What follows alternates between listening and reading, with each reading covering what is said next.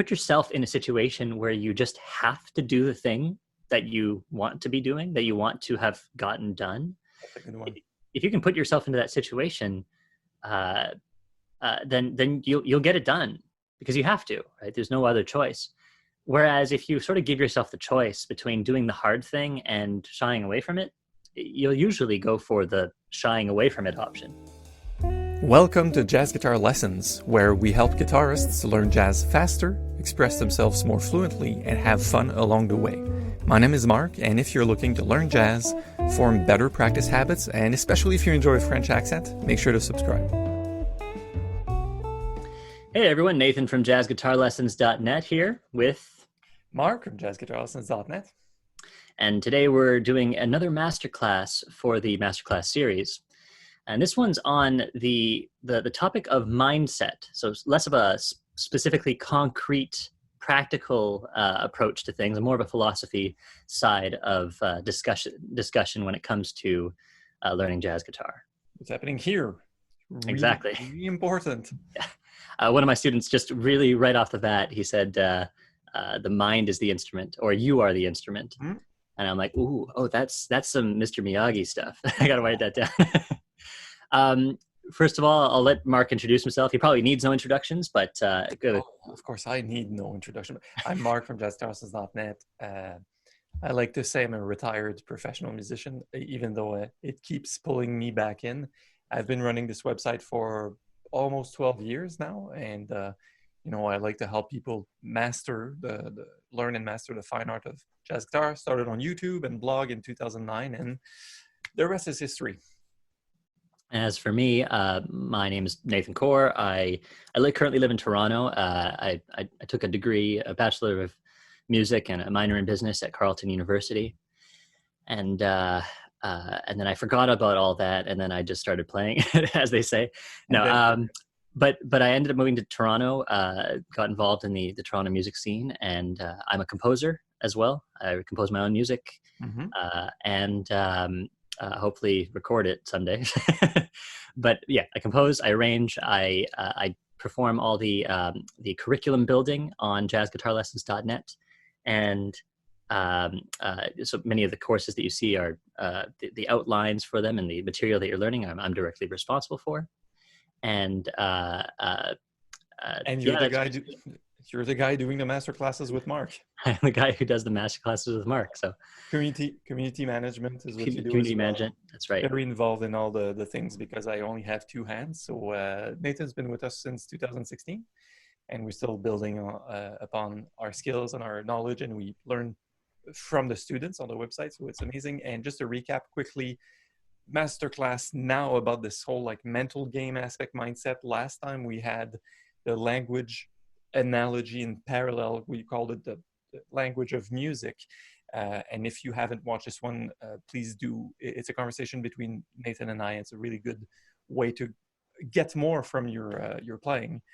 And this is exactly what the mindset masterclass today is also going to help you do, is get more mileage, more enjoyment, and more a little bit of everything from playing. And that's not strictly speaking of scales and songs and whatever. So Nathan, why mindset matter? That was so prepared.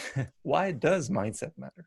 Help me out. So the biggest reason I can think of right off the bat, I want to get the big idea out of the way first, and then we'll talk about all the different benefits and pitfalls and all those things. But the very biggest thing that I want to talk about is that learning music is a big, long process that stretches hopefully for the entirety of your life.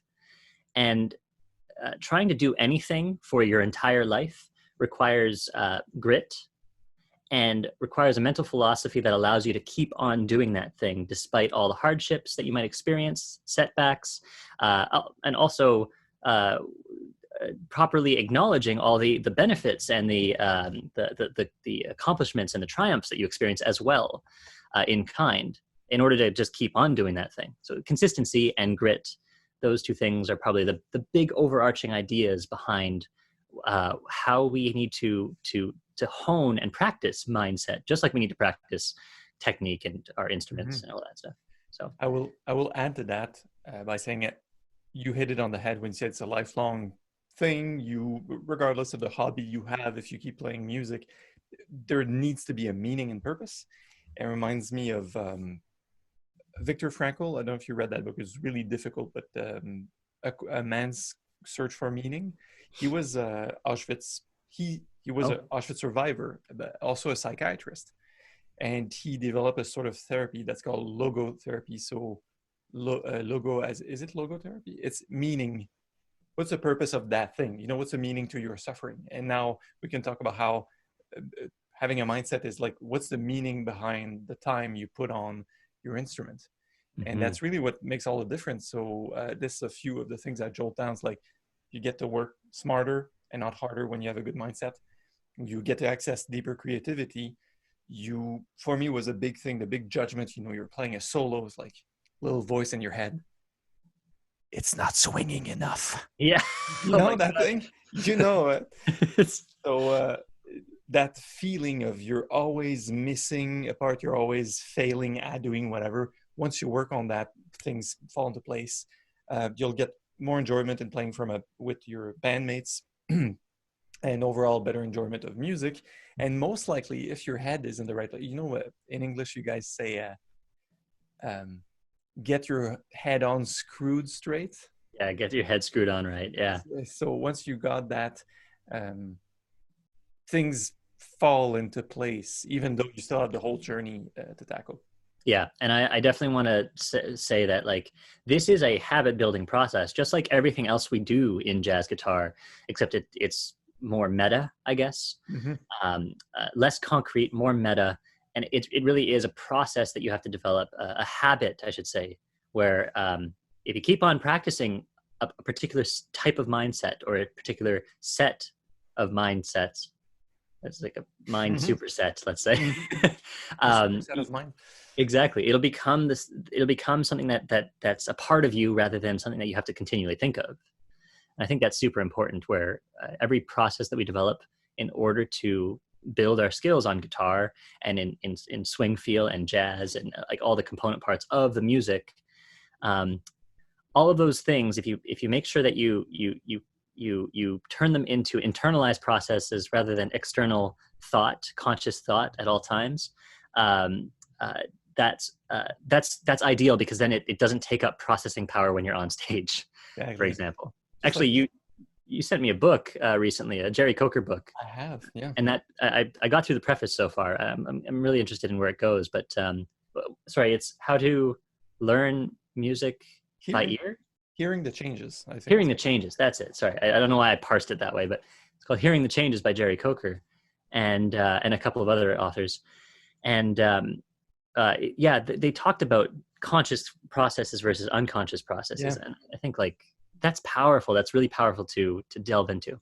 You develop habits of mind too, because often just a mind is like a groove on a record. You know, you get stuck in a certain groove and that you feel like you're right there, but this is the type of things we will talk about today. So Mhm. just quickly going through, I want to talk about the dangers because this is the format of the masterclass. I just go, you know, if you ignore that part of playing music, which is say the mindset, last time it was, you know, if you ignore the fact of the language analogy, you run the risk of whatever. So one of the things I heard a bodybuilder say, I forgot his name, but it was a documentary, and he said, you know, but if bodybuilding does not have that deeper meaning, it just becomes sets and reps. You know, you just grab the weights and do.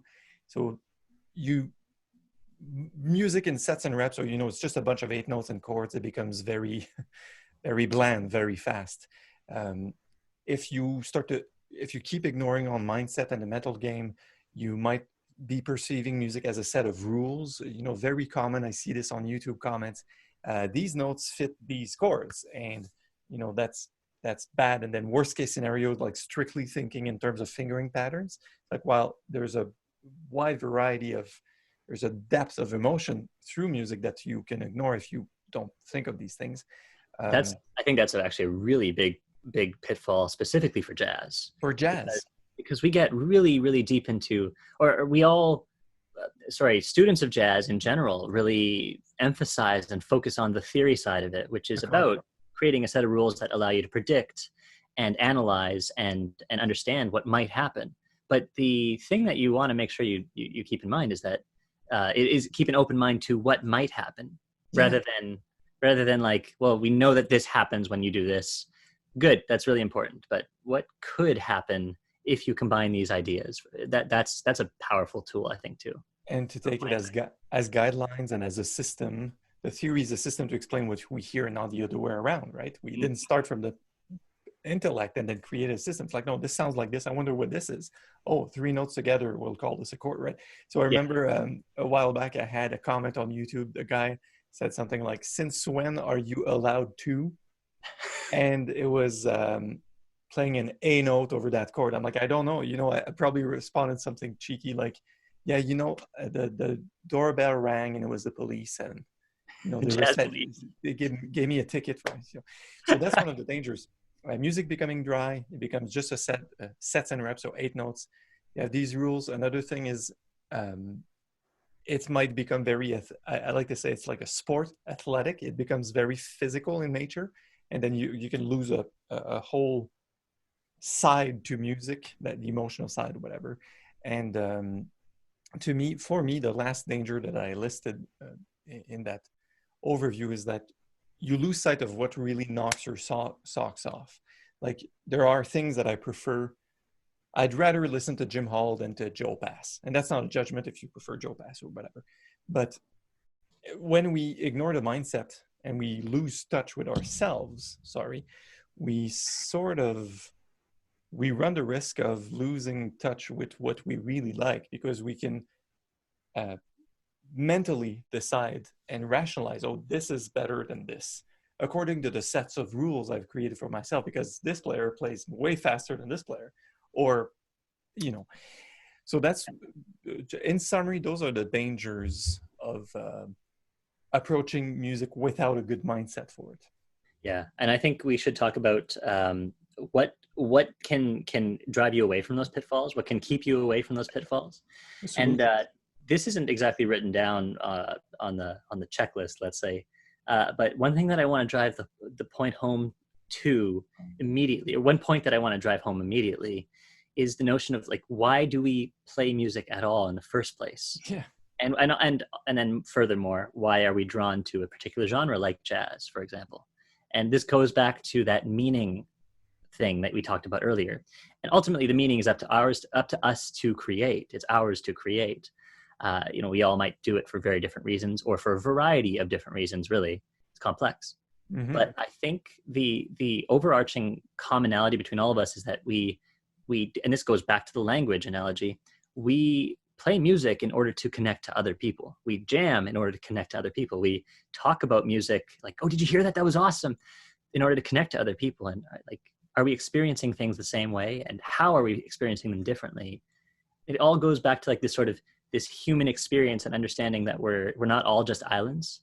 We have a bunch of bridges that connect us all. And art, music, and language, it's a language art. They're all ways of building those bridges between each other. So keeping that in mind is super important, to not letting it become just a set of rules, just a set of physical motions, just a set of like chords. Chords and things. Not like just a competing sport, right? Mm-hmm. Like you said earlier. Actually, Adam Neely mentions a lot that, like, music is not a sport, and not to put sports down. Sports are great, right? And it's a great way to connect in certain ways. Yeah. But we're not competing to be the very best. Like, we are, some of us are, but some of us are using it as a driving force for us to develop. But there is no winning in music, or losing, right? Or is there? Or is that's just what a loser would say. But wow, I feel that. But like, jazz schools might have you like, or cultures of jazz schools might have you believe that, right? Like grades and everything. But we're all winners in music if we partake in a way that allows us to connect on a deeper level with one another. And that's you might say that's lame, but frame this one. Frame this one. Oh, frame it in like an actual music school. Oh, frame it. Put it on write that down. Put it in a frame. In a book somewhere. I agree, and that's to talk about the solution side. So we said, what are the pitfalls? What are the dangers of not doing that? So one of the solutions is really realize that it's self-expression. Yep. It is like, why do we travel? Like, look at this. There's this ball in space, and then we were here, and now we're there, and we still see the same sky and the same sun. It's like somehow, but there's a need. There's something that fills. It's very fulfilling to play music. It's self-expression, and I had a note jotted down as I had a lady friend who played alto sax while I was doing my studies, and she said, "It's when crying is not enough anymore." Like that's when you pick up the saxophone. Like this is so beautiful. I love that. That's a such a Frame, frame frame that. that one. Yeah, I knew. Playing So alto saxophone is for when crying is not enough. Oh, I love it. plus our teacher, and I'll name him by name, Dave Turner. Like this guy that you're scared to play a solo after in any jam, because not that it was very bluesy, very like deep, old era big band style, but just the level of like plug your guitar instead of plugging in the amp, you plug in your heart directly. But he was a alto and baritone player, like heavy Montreal player, and it was just so connected as a form of expression. So this is what we want to talk about today. We want to ensure that you have a good mindset. You have to realize that learning music is a process of growth and change. Music is a form of self-expression. You get on the meaning level, you get connected to the purpose of it, and the purpose calls back to you, regardless of funk, jazz, guitar, bass, piano. It's really a higher purpose, and that's a way of recharging your batteries because it's fulfilling. Another analogy I like to use is the tuning. You are the instrument, so if you tune yourself to vibrate, and you have a good mindset. Steve, your student, said you are the instrument. This is exactly it. Tune yourself, and you're going to be fine. Music is food for the soul, and every masterclass so far, I think the tradition is going to be to quote someone famous. And I love this because Nathan and I were looking at the same notes, and it just says quote from someone famous. Yes. But I have one. I have one. Got one. One is if I'm not mistaken, it's Bella Bartok, Oh yeah. and the quote is, "Competition is for horses, not artists." Mm-hmm. There it is. Yeah, I like that a lot because it's true. It's really easy. I think in jazz especially, or any sort of academized or academic music or music that's been placed in an academy of some sort, like university. It's very easy to get so hung up on the competition side of it. I want to be the top student. I want to be the top rising star, right? And it's not about that. Like I think those are important things for like reaching further in music, but you can't get lost in that race, right? It's funny because probably most likely the people that win the conservatory competitions and whatnot are not stuck in that race. It's all Yeah, the second places and it's like yeah, if you're struggling, you're certainly not at a point where you're fully released on the emotional quality of that competition music. And I think it has been a problem for me in my 20s, for sure, yeah. for sure. Not being in part of the elite, not attending McGill University, say, whatever. There's always this like second place type of struggle. All right, so let's move on. Sure, sure. We talked about why it's important. We talked about the pitfalls. We talked about what are some solutions. One thing I will say before we really get back to practical things you can try, I'm going to read out loud what I wrote because I think it's brilliant. Isn't it brilliant when I write stuff? In order, in order to evolve your playing as a whole, you choose your mindset. So to me, it's going to sound like deep and like strange, but being human being comes with a really deep gift, and the gift is you get to choose what you think about. Mm. So it's not necessarily what you do that matters. It's more the mindset that you carry with it. So I see people in my neighborhood, maintaining their gardens or doing some gardening in front of the house with flowers and whatever. And you see these older couples. Some of them are doing it because it's a labor of love, and then some other people are doing it because they're they have to, they're reluctantly doing it, even though they like the result. So this is just a matter of mindset because it's the same friggin' gardening, I, right? I love that idea. What you said before about the gift of being human, right? Yeah. I like to think about it as when we think about human intelligence, like and sentience in general. I Hmm. feel like it's like a hack. Yeah, it's like instead of being beholden to just instincts, we have instincts, we develop instincts, and actually we have to hone our instincts in order to play jazz without thinking, because thinking is kind of slow, right? Hmm. But we get to hack the system and say, wait a second, if I shift my perspective, or if I change my mindset, if I settle upon a distinct streamlined mindset, I can actually change my behavior from the inside out, or I guess it's That's, outside in. yeah. I'm not really sure. Inside out, yeah. Inside out, absolutely. Yeah. No external forces are changing what you're doing. It's a choice that you make, which is very strange in the animal kingdom. It Yeah. seems, perhaps, maybe we don't know, but I think leading an inner directed life is probably something that's very distinguishing. Like now we're following like philosophy and whatever, yeah. but I don't think my cat has as broad an inner life as she has an outer life. Me Maybe 10. She's probably got like a very rich inner life. jazz cat. Yes.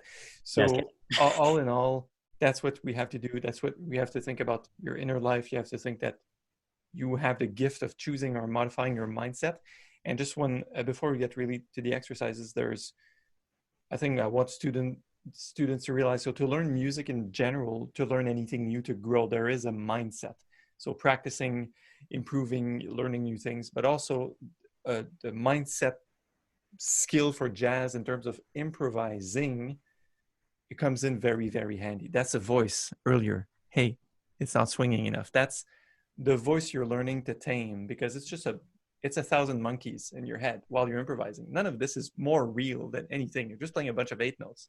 Yeah. But we all have this. So what we'll cover now as far as exercises is both for the general growth of learning anything, your general mindset, but also the mindset of an improviser, which is, in my mind, one of the most challenging things a human being can do. It's taxing on the nervous system. It's well, just watch Keith Jarrett improvise. You're like, yeah, that looks pretty hard, but it's Sounds pretty hard too. You hear him. yeah. I love that guy. On my throat. But all in all, it's very demanding. Hmm. So there are ways to the same way as like a Olympic sprinter. I say it's very demanding, but the Olympic sprinters work on their mindsets. The Hmm. sports psychology of it plays a large role in the final Yeah, performance. 90. What is it? 90% of the game is mental, or something like that. Hmm. I don't know who that quote is attributed to, but probably a lot of people. But usually in sports, right? Yeah, you look at top athletes in anything, and it's like, well, they all kind of train the same way. They all kind of eat the same things. And at the cusp of the sport, like what's going to make the difference? Like who wants it the most at the end? Exactly. That's Yeah. all mental. So Again, we're not competing, but we are not. but we are Well, kind of competing with ourselves, right? We do want to reach farther than we could before, and that's, I think, a part of growth mindset, and that's probably a few of the I know that's a few of the practical exercises that we have coming up. mm-hmm, So absolutely. let's talk about Speaking of which, so let's get into the exercises. There's a book called Just Mindset by Dr. I'm ashamed, I should have known, but I read this last year, and this is actually exactly what you say. It's growth mindset. And the opposite of that, she's a psychologist, I believe. So growth mindset versus fixed mindset. this. Fixed Let's, mindset is like, I did not do well on this exam because I'm not good at math. yeah, yeah, yeah. Fixed mindset. Growth mindset is I don't have the talent for it, right? exactly I personally want to abolish the history and the notion of talent. talent. Same. Yeah. I There are some good things that come from that idea, that notion, but such as the notion of the genius visiting you, like that historic, like I think it's a Baroque notion of like the genius visiting you, leaving inspiration, and then it's gone, and then you take that gift where you can get it, where you can find it, Hmm. and then you let it go. But it's not placed upon your shoulders. It's not your burden. Oh It's yeah.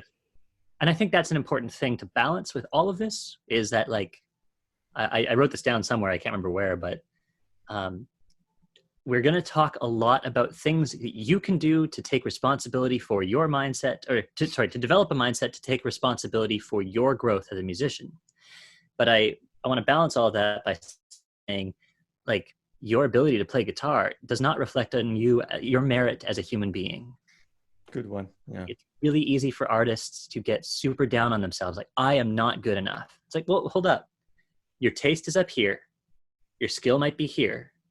Uh, and that just means that there's a chase that you can go on, but it doesn't mean you're not good enough. It just means that like there's a It's not gap. it's not who you are. Yeah, it's not like the being, Exactly. it's your skill set. And skill So set is it's yeah, tied to you. It's tied to you. It's a part of you, but it isn't all of you, right? exactly. Okay, good. Wow. Let's get in the exercises before people fall asleep and Yeah. let's race through the exercises. So Good. number one, there's a story I've heard of a very high level concert pianist. I wonder who may be in the area, who she went to a cabin for like 2 weeks in the wood or by a lake. And it was maybe it was Angela Hewitt. Oh, Or yeah, maybe, yeah. NAC. yeah, she's world class piano player. And she's like 65, she's like 70 years old now. I've heard her like last year. Still It's like, phenomenal. it's unreal. And she went to University of Ottawa. Actually, she has a bachelor from the probably like 1972 or something. Yeah. But anyways, maybe not her, but someone was stuck at a cabin. Concert pianist, never played this or that piece. Just It's brought the score. sorry. Whoops, That was that's my Karen. computer. It's Karen. Gotta love Karen. Um, look at the score through the vacation and just sort of memorize the music. So the point is, then that person had done 80 or 90% of the work in performing that piece, right? And so the point of the story here is that, are you still there? Are we breaking up? You're good? No, I'm good. Okay. Am I frozen? Okay. Oh, it's okay. Um, typically, I do it with a LAN wire, but I forgot we're still on Wi-Fi. But um, so the point is the physicality of your music is secondary. So the practical exercise here is see if you can prepare for musical situations. If you're in the car and you know you're going to get home practicing, you can prepare mentally for that. Yeah. What does the Even music sound like in your mind, right? sound and To start with. feels like even if you're like transitioning, you are practicing this, and then you're going to practice the next thing and then look at it. And before you start with the physical, see if you can work on that mental game just to raise your inner vibration, your thoughts about this. Same with a rehearsal if you're on your way to play with friends or a jam or a gig. So to me, that exercise is like a little visualization or projection exercises. It works wonder because sometimes you're like, oh, this part of music is impossible to play. And then the more you do in your mind, you're like, oh, you tame it. And then your body's like, yeah, because your mind runs your body, not the other way Yeah. around. Right? Your mind is already building like that mental exercise is actually already building myelination in the neurons in the neural Mm-hmm. network that or in the neural pathway specifically that builds that particular skill. Mm-hmm. Despite not actually doing it, there's a mind body feedback loop that's continuous where everything that your body does affects your mind, affects your body, affects your mind, and so on, right? There's a Exactly. really good Adam Neely video. Again, I'm probably always going to quote different YouTube videos that you can Should search on YouTube. should pay us. He should pay us. Yeah, we should. He's totally sponsor. Call that guy. But he does a great episode on practicing without your instrument Mm-hmm. and this idea of audiation, which is picture this, but not for visuals. It's for it's a vivid mental picture of your music, a vivid mental image. We don't have a word for it. It's not good. It's a projection, but that's Projection. also in the Forward Motion book, the pianist Yes. Al Galpert. That's the same thing. Al So Galpert. musical projection. Another exercise you want to do is developing a solid mindset through patience, and that's like it's not so much a practical exercise as it is. If you want to achieve anything, it's going to take you a while. So might as well collect the skill of patience while you're on your way. One thing I wrote in our notes is determine who you need to be. It sounds strange, but I read this book by Todd Herman, and he says it's called the alter ego effect. And it's like, you know, the Superman, Kent Clark. It sounds a Yeah. bit, it's like, man, but there are proven psychological effects to stepping in a role Putting on and the hat, right? yeah, a hat or glasses or whatever, and then going, oh, that's my personality slightly shit. I'm showing up as this guy that can play minor 2/5s and improvisation and all keys really well, right? So that's another exercise. Yeah, you don't have to be mild-mannered Nathan Core. You could be uh, uh, millionaire playboy jazz guitarist Yeah, Jimbo Mad Cat or something by night. exactly. I can't come Um, up with names. Something else. Oh, did you want to take the next Oh exercises? yeah, When they can the can do attitude. Like this boils down to just like having a positive mindset. But there's actually a couple of nuances behind this that are very important. So yeah, you got to keep a positive attitude whenever you're playing something. You're like, I just can't get this passage. Um, one of the nuances, one of the like the very simple nuances, is that you should really try and change the way that you speak. So if you say, don't play the F sharp when you get to this point, it's an F natural now. Don't play the F sharp. If you say that in your mind every time you're practicing and you make that mistake, you're like, oh, don't play the F sharp. You're going to play the F sharp. Your mind just all the only piece of information that your mind processes is F F sharp. sharp. Yeah, exactly. So instead, say play F. Like go for positive reinforcement. Go for affirmative thoughts, things that are like this is it's actually linked back to the visualization side of things. Mm-hmm. You're just trying to picture what you want to happen. You don't want to picture what you don't want to happen, That's a because good then point. because then you're just picturing something that's not supposed to that you're not trying to actually achieve. So Like don't think of the white elephant. You've heard this one. Like don't think about it. now I'm thinking about the white elephant. It's like And one thing I jotted down for this for the can-do attitude. It sounds corny, but the point is, you know, as an exercise, determine what your next big hurdle is. And I'm gonna go on a limb and shamelessly. I personally play pretty well when I have my guitar and a bass player and a drummer. If I wanted to learn, because I've seen guitarists do it, they can't really play with a piano player, and then they develop the ability to do it as a guitarist, right? I would need to do a lot of introspection and a lot of growth and a lot of work to go through that phase. So you have to like put the weapons down and go like, all right, what do I need to do? It's not just a can-do attitude. It sounds corny when we say it like this, right? But yeah, yeah. it's not just a can-do attitude. It's like realize things. If you want to generate different results, things have to change, Take and, stock. and Yeah, it's hard. definitely. For me, there's also another side thing to this, where if you can put yourself in a situation where you just have to do the thing that you want to be doing, that you want to have gotten done, That's a good one. if you can put yourself into that situation, uh, then you'll get it done because you have to, right? There's no other choice. Whereas if you sort of give yourself the choice between doing the hard thing and shying away from it, you'll usually go for the shying away from it option. So for me, two examples. Number one, I find that it's really hard to like, I want to practice in the morning or something like that, or I want to be beholden to myself up for something that I want to do. I find that really hard. But if instead I schedule it in the calendar and I get a notification that says 9 a.m., you've got to do this, you got to get up and practice. It's like, well, it's in my calendar. I gotta go. Like I gotta show up to the meeting. If you have to show up, you have to do it. Mm-hmm. And a secondary example is this. Where it's 2020 when we're filming this. There's the big quarantine of 2020, and we're all sitting at home. For me, I've been wanting to get together with my quartet for composing and for playing my original music and just playing with my friends.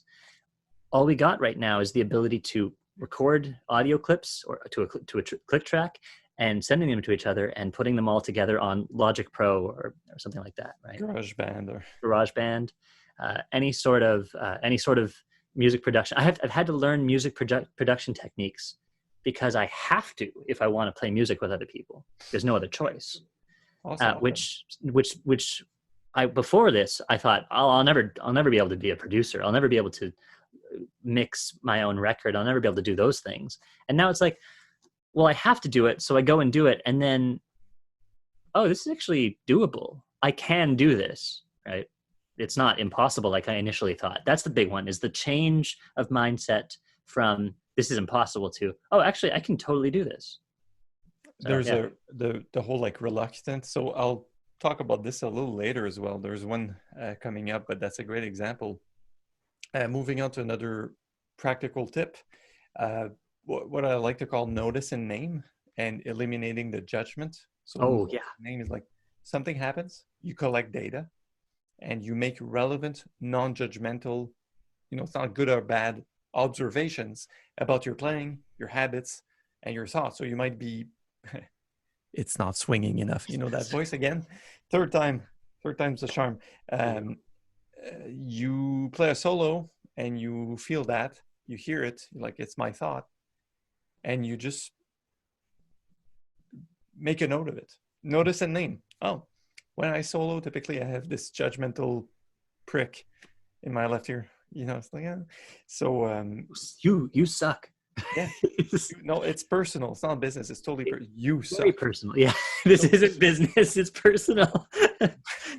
Look at that. It's interesting. So see how you collect data about yourself. See how some of it could be actionable. And to me, um, this is when you notice a name, there's an experiment side to it that I like to say, what if a friend, a close friend came to you and say, oh, while I'm improvising, I'm having that thought, or I'm having that, I have the habit of doing this, or, sorry, Zoom issues. Am I still there? Yep, I can still see you and hear you.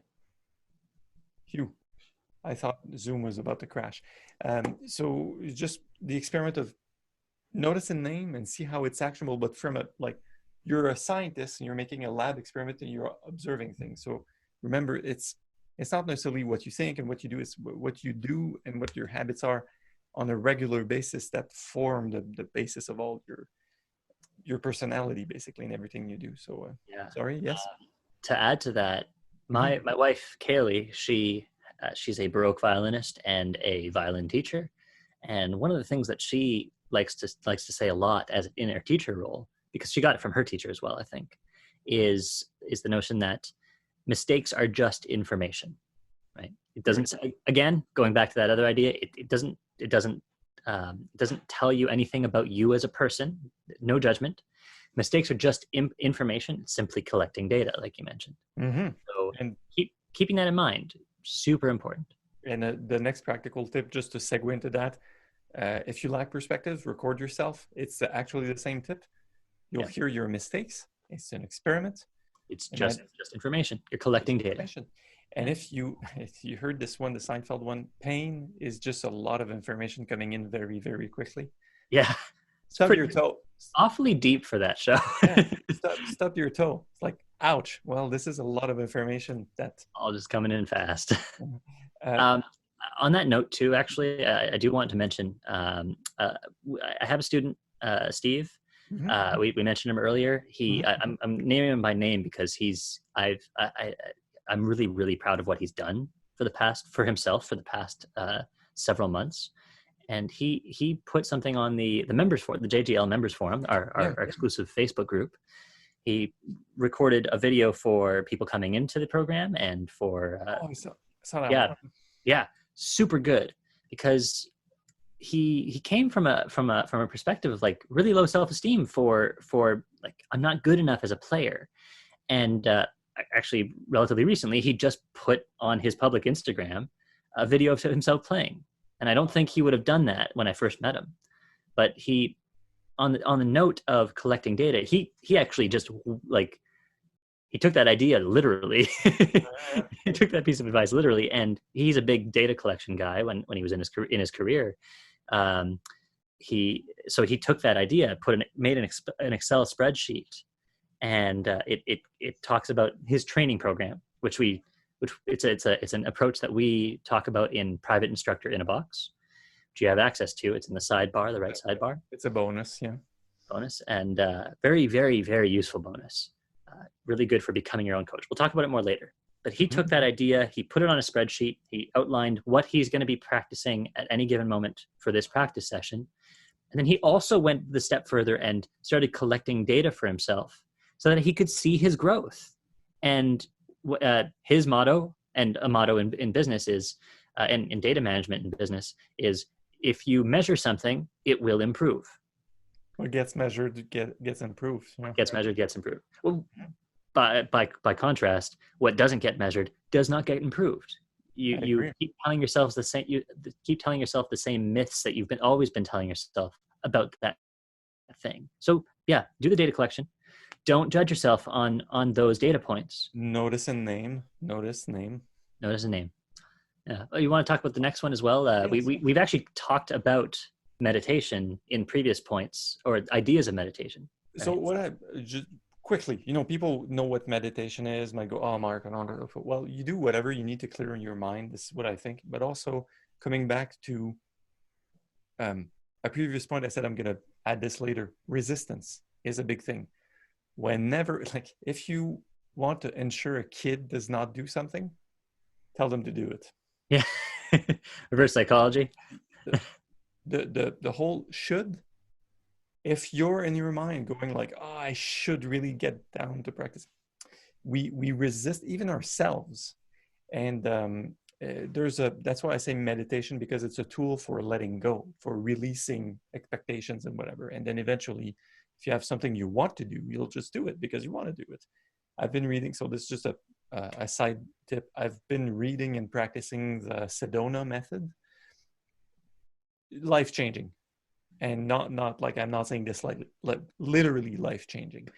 So letting go of the resistance is something you do through meditation or through other means. You might be released enough and let go enough on what you want. But typically, if there's a could, it's like, it's a recipe for disaster. I should be practicing. Instead, I'm filming this masterclass video with Mark. Yeah, what are we doing, man? Let's just stop. Okay, bye. Okay, that's it for today. I gotta pick up. That's it. I have a minor 7 flat 5 voicing to attend to.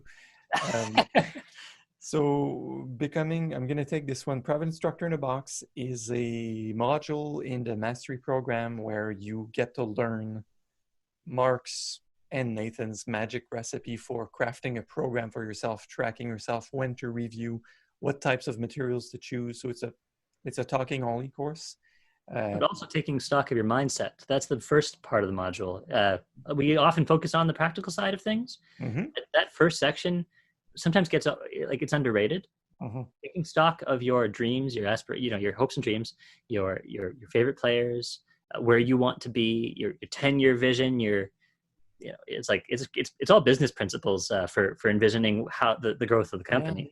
Mm-hmm. But adapted for like it's the same principles apply for growth as a musician as well. So yeah, and I agree that it's a section in that module that gets overlooked. Mm-hmm. And people are like, yeah, I want to design my program. Why do I need to spend time going, what do I want to do in a year or 5 years? Or like, people don't see the relevance of it, but the relevance of it is the mindset. Mm-hmm. I think you just established that.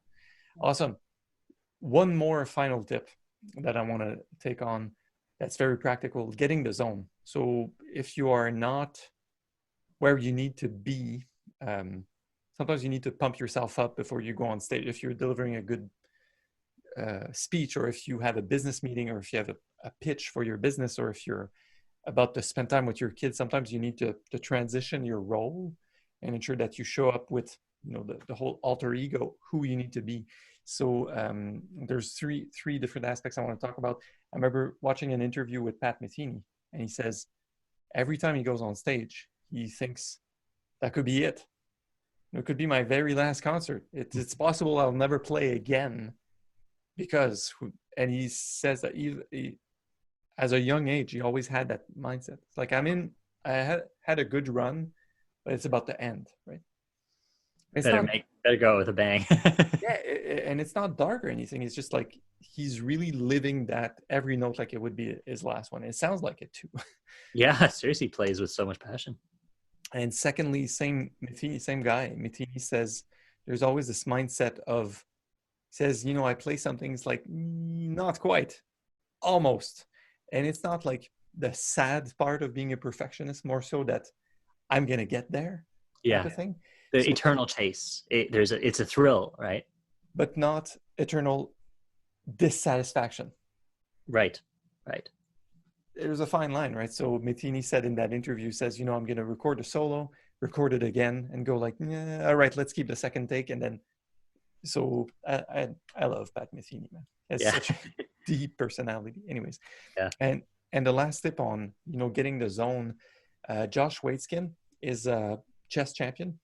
And also, he wrote that book called, I think it's The Art of Learning. And he's also a Tai Chi master, but not Tai Chi, but the martial art of Tai Chi, where they put themselves in a circle and they try to unbalance the other guy. Anyways, very deep, very like a prodigy of chess. Out of that movie, In Search of Bobby Fischer. That movie was about that guy. Anyways, Okay. he's about 30 something right now. Anyways, he was training a baseball pitcher, for instance, and just said that the baseball pitcher would say, well, my ideal game happens when I have lunch with my kid, then I take a nap, and maybe I have a snack, then I get to the stadium and throw 1,000 balls, and then it's a long ritual. Hmm. And they work together to a point where the ritual, instead of being 6 hours, it became 6 seconds. Oh, okay. I Just a see. breath. So that's what you see tennis players go boom, doom, doom, schlack. That 3 bounces is their heart going from 150 BPM down to 80 BPM. Right. So Yeah. see if you can develop your methods for getting in the zone. For me, I'll tell you my tip. I focus on my hands. Hands, they become warm. And I just found out recently that they're directly connected to the heart chakra, which totally like crazy spiritual stuff. But I'm like, oh, this is what's happening. And when I get in the zone and I play, it just plays itself. That's I just show up and breathe. so a lot of these concepts and a lot of these quotes are from like really high level performers in their respective fields. For everybody who's just like, well, how do I use this in the practice room? And it's very simple. Whenever I talk about the training program idea, where it's like, yeah, separate what you're going to play or what you're going to practice, what areas you're going to focus on, into specific percentages and things like that. You got to make sure that you actually fill that out or figure out what you want to play before you actually start playing. You don't sit down with the guitar right away and you just okay, I'm practicing now. You say, okay, I know that at 6 o'clock I have an hour. Well, I want 5 minutes before that, just 5 minutes or 6 seconds, right? Like that's the ritual, right? Mm-hmm. Get your 6-hour ritual down to 6 seconds. I got to be ready to play guitar and all that. You get it down to 5 minutes before you play. And maybe part of the ritual is you take out that sheet of paper and you say, okay, well, I know that these are the things that I want to work on okay, so this area, comping with shells, improv with guide tones, and 50% of your time should be spent on repertoire, playing actual songs, playing standards, just playing the music. Forget about the exercises, right? Well, you put all that stuff down, but you actually start to visualize what it is that you're trying to play, and you forget about the important part is you forget about the day. Mm-hmm. You don't think about that argument you had with your friend at lunchtime, or you don't think about the fact that you're worried about that big job promotion coming up or something like that. You've got to think about I have to be present over this next hour because that's all I get to play guitar, right? So and it's still projection. What you're saying? Yeah, still projection. Project yourself. Yeah, but with the extra component of not thinking about the white elephant, but like really making sure that you focus on what's to come and get into that moment, into that groove, get in the zone, right? And that has to do with like if you can have a ritual such as writing down that training program. I think that's a super useful one because it's super practical. There's no there are no it's a physical thing that affects your mindset. So sit down with a sheet of paper and the pen. Write down the percentages of time that you want to spend on each of them, and most importantly, what those things actually are that you want to focus on. And then you're like, all right, I know what I'm doing for the next hour. And you pick up that guitar and you just play. And then with a timer, the timer goes off, you move on. Or you hear the doorbell, ding ding. Oh, it's Mark. I exceeded my 7 minutes of comping. The jazz police again. Okay, awesome. So we've given you these tips. Feel free to rewatch our things we went over quickly. I just want to go, in French, we say en rafale. So super quickly, I have this list of stuck in a rut.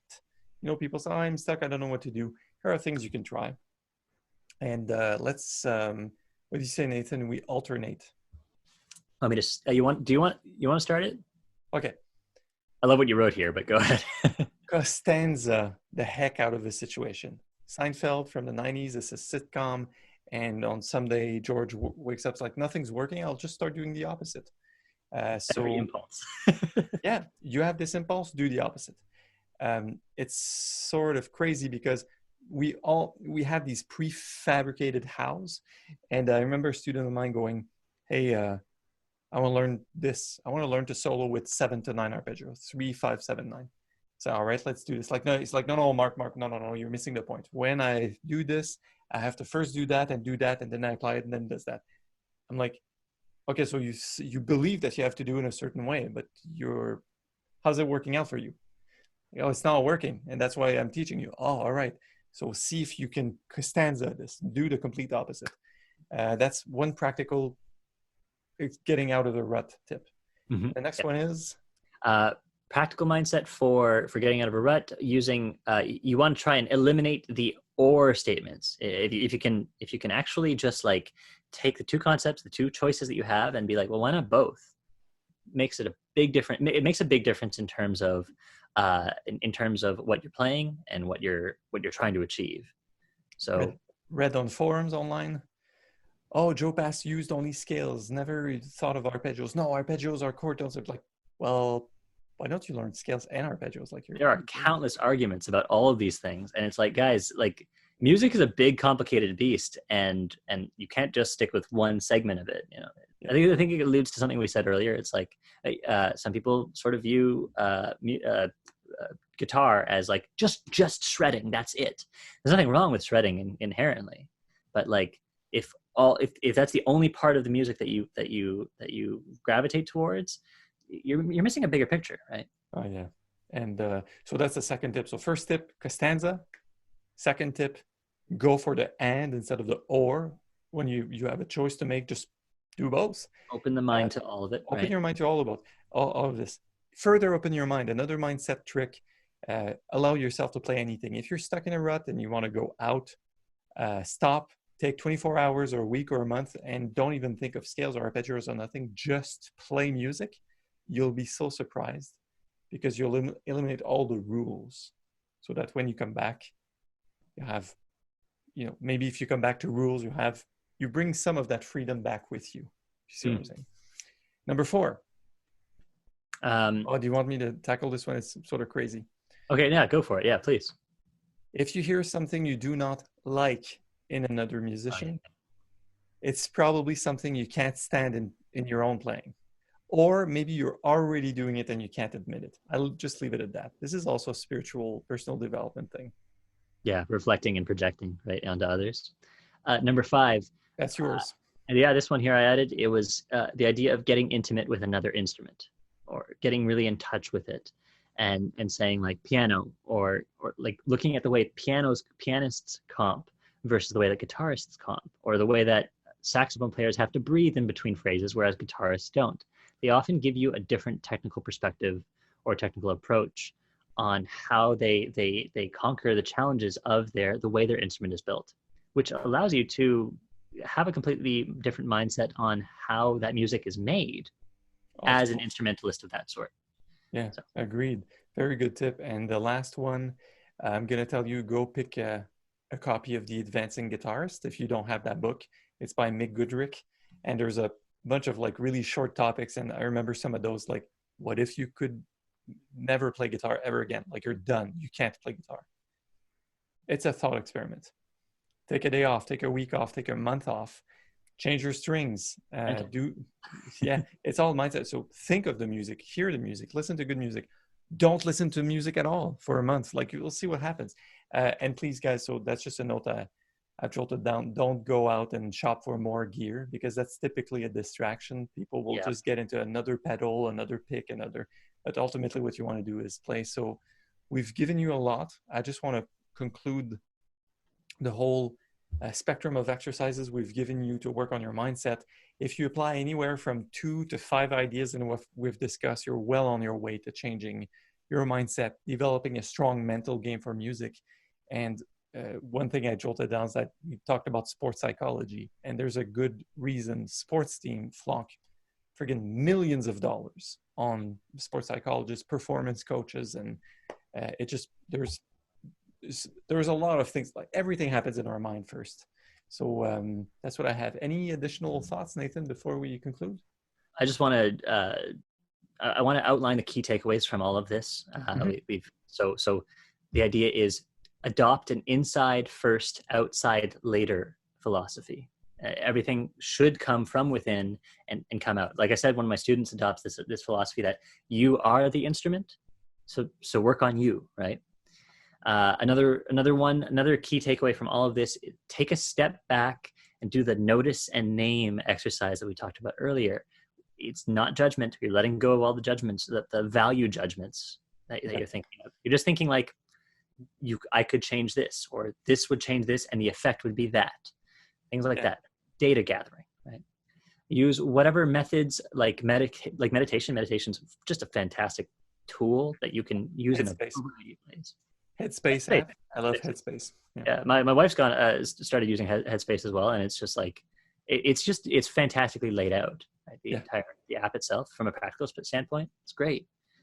I want you to also realize who you need to be. So create the role in your mind, and then step into that role. You don't have to be yourself at that point. You don't have to be your preconceived notions of who you think you are at that point. You can just step into that role and do the job. And doing so will allow you to do your job better with none of the baggage, right? Agreed. I guess this last point's kind of cheesy again, but like enjoy the ride. Yeah, have fun playing guitar. Like music is fun. Music is fulfilling. Music is a lot of really, really positive things. And if it wasn't, we wouldn't do it, right? Exactly. And to the last point, when I talked about the Sedona method. So there's a few things. There's a Kenny Werner book you might want to check out. There's that Mick Goodrick book, the Sedona method, but also stepping into the role also means that you are releasing on all of the above, judgments, expectations, value judgment. I am not a good player. I'm not. You keep it very light, as you said. It's not on your shoulders anymore. You just release on all of this, and I think that's sounds familiar. I think I got the same notification, but mine are silent. Oh, whoops! I'm sorry. I'm about to be fired. Next time. You're fired, Nathan. Oh yeah, that was a running gag for a while. Like a year or two. This I think all of this ends up being a matter of you want to be present with your guitar and your art making. You want to actually have your head in the game, and so that's what it all boils down to. That's what mindset is. Right? I think so. Yeah. So and all of that really gets to the thesis of why we play music. Again, connecting with other people. You can't do it if your headspace is somewhere else, right? I agree. And that's one of the teachers I had in Montreal. He was a drum teacher, and he was teaching at McGill. And he says, I get down the morning at the firing squad or whatever, all the small studio, like fridge door sealed. And you see these guys, it's 9:15 a.m. and they're practicing scales, but they're already thinking about supper. He says, they're just, it's purely mechanical. So get your head in the game, as you said, is all of this boils down to, can you be in the moment with your instrument, with that note that you played and that chord that you played, and let that note be. Like, oh no, it's not swinging enough. Again, that whole thing, like, be present. Yeah. On the one hand, that note that you played, did you mean it? What you said there, did you mean what you said? And then on the other side of the coin, it's like being super critical of yourself. Like, instead of just bullshitting, being super critical of yourself and be like, oh shoot, I could have done that better. And that also detracts. You got to find this knife edge middle ground. It's hard, but it takes practice. It takes honing yet another skill, just like everything else. It's not a talent. It's honing another skill that will help you in all aspects of your life. But yeah, in jazz guitar specifically. Yeah. Awesome. So we will let you go, guys.